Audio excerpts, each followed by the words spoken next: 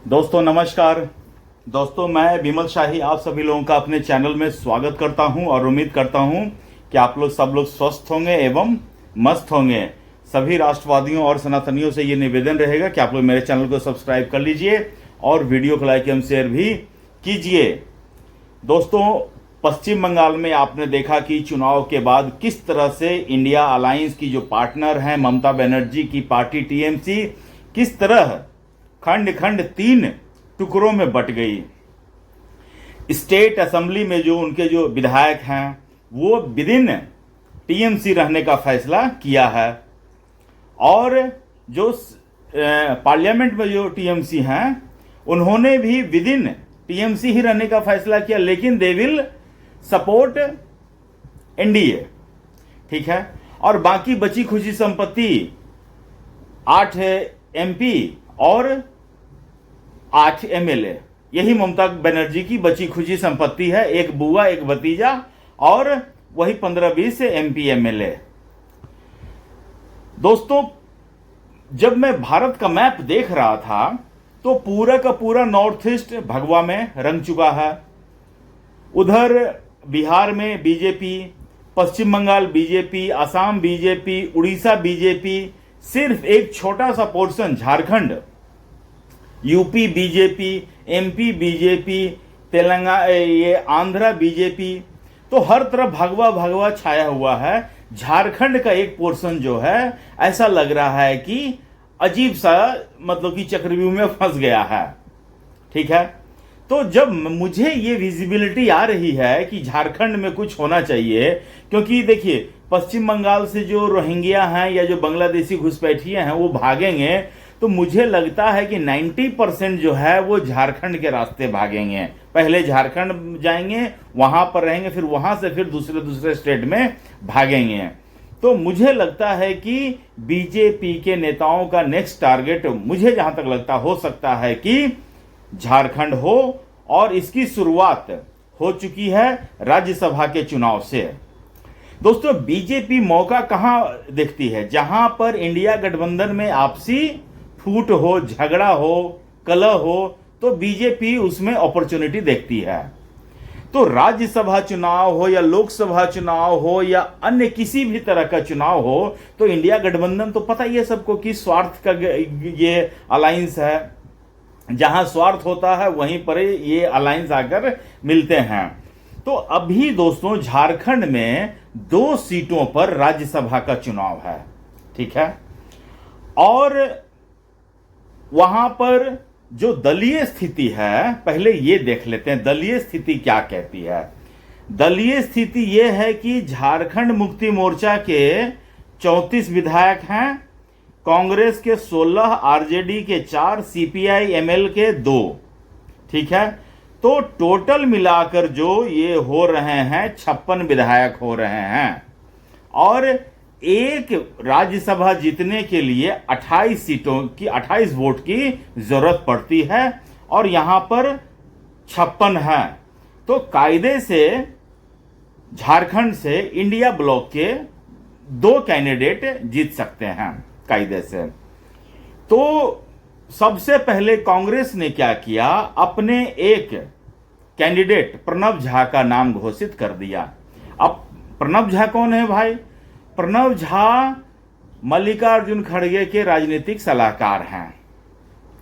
ठीक है ना। और जैसा कि नाम से सजेस्ट होता है कि राहुल गांधी सिर्फ संविधान की किताब लेकर चिल्लाते हैं कि ओबीसी, एसटी, एससी, लेकिन जब कैंडिडेट देना होगा तो वो ब्राह्मण समाज के लोगों को टिकट देंगे।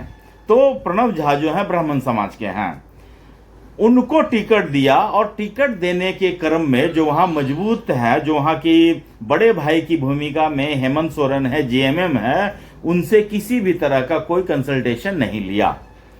तो जब उन्होंने कंसल्टेशन नहीं लिया और अपने कैंडिडेट के नाम की घोषणा कर दी, तो झारखंड मुक्ति मोर्चा के हेमंत सोरेन जो है आग बबूला हो जाते हैं। और अगले ही दिन उन्होंने अपने पार्टी से किसको भेजना है इसके लिए एक बैठक बुला लेते हैं। जब कांग्रेस को यह लगा कि अरे ये तो हेमंत सोरेन हो गए हैं नाराज, तो उनको मनाने के लिए कांग्रेस दल की एक बैठक होती है, तो एक आदमी को वहां भेजा जाता है कि आप वहां जाकर उनको मनाइए और सब कुछ समझाइए। लेकिन उनके मनाने से पहले ही जेएमएम ने अपना कैंडिडेट घोषित कर देते हैं, वो है बैजनाथ राम। तो अब दोस्तों झारखंड की 2 सीटें, 2 कैंडिडेट, एक जेएमएम का और एक कांग्रेस का। इसी बीच दोस्तों एक निर्दलीय कैंडिडेट हैं परिमल नाथवानी, उनको बीजेपी का समर्थन प्राप्त हो गया और उन्होंने भी नामांकन कर दिया। ठीक है, अब ये जो परिमल नाथवानी हैं उन्होंने जाके जेएमएम के हेमंत सोरेन से जाके मिल लिया। दोस्तों ये चुनाव है, इसमें आप किसी से भी मिल सकते हैं, चुनाव में कोई दुश्मनी नहीं होती है। आपका मन करेगा तो आप वोट देंगे, नहीं मन करेगा तो वोट नहीं देंगे, दैट्स इट। तो परिमल नाथवानी जो है इंडिपेंडेंट कैंडिडेट है, वो जाके हेमंत सोरेन से मिल लेते हैं कि भाई साहब, सीएम साहब, हम खड़ा होना चाह रहे हैं, आपका सहमति चाहिए। तो चूंकि झारखंड में जेएमएम की सरकार है, हेमंत सोरेन मुख्यमंत्री हैं, तो हेमंत सोरेन ने कहा कि आप खड़े हो सकते हैं, लेकिन मैं आपके नॉमिनेशन में नहीं जाऊंगा, चूंकि मैं इंडिया ब्लॉक का हिस्सा हूं।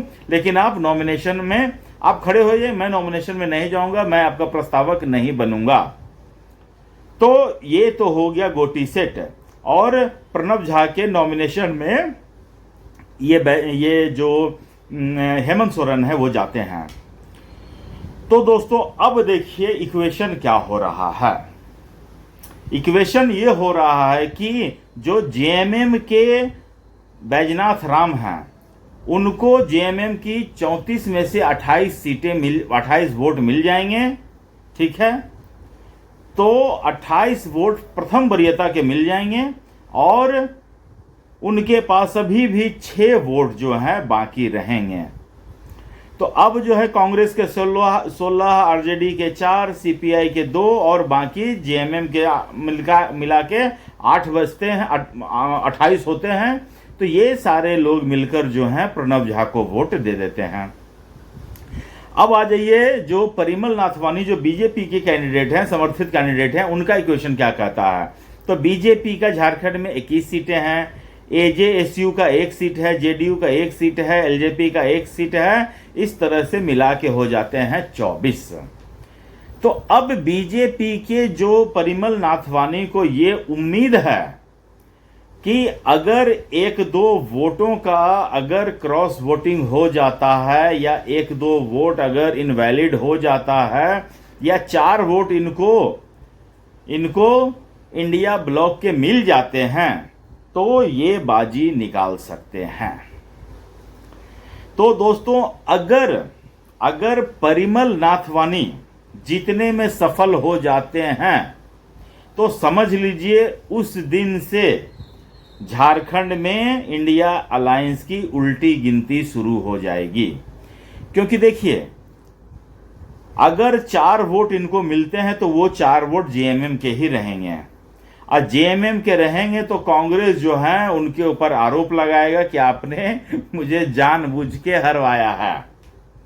और जैसे ही ये देखिए, जो झारखंड में जो इक्वेशन है उसमें अगर कांग्रेस हट भी जाती है, ठीक है ना, तो आरजेडी और सीपीआई एमएल के सहयोग से जेएमएम सरकार चला सकती है, ठीक है ना। और अगर आरजेडी सीपीआई सब मिलके हट जाते हैं तो बीजेपी समर्थन दे देगी। इतना ही सा इक्वेशन है। तो कांग्रेस जो है वहां पर जेएमएम की मजबूरी नहीं है, कांग्रेस परजीवी बनकर जेएमएम से चिपकी हुई है, बस इतनी ही सी बात है।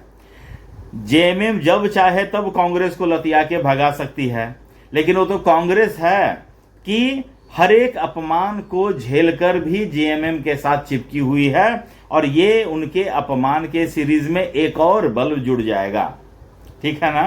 तो अब देख लीजिए, सिर्फ राज्यसभा के इलेक्शन का जो रिजल्ट है उसका इंतजार कर लीजिए। अगर प्रणब झा जीत जाते हैं तब तो वेल एंड गुड रहेगा, कोई दिक्कत नहीं होती है। लेकिन अगर बीजेपी के परिमल नाथवानी जीत जाते हैं तो समझ ली कि कांग्रेस या तो बेइज्जती होकर भी उस अलायंस के साथ वहां पे बनी रहेगी, और अगर कांग्रेस कुछ विरोध का स्वर उठाती है तो हेमंत सोरेन हो सकता है कि उनको लात मार के निकाल दें, इंडिया ब्लॉक से निकाल दें। और अभी कल जैसे इंडिया ब्लॉक की बैठक भी हुई थी, उसमें हेमंत सोरेन वहां पहुंचे ही नहीं थे, वीडियो कॉन्फ्रेंस से पहुंचे थे। वीडियो कॉन्फ्रेंस से पहुंचना मतलब नहीं पहुंचना, ठीक है ना, ये होता है।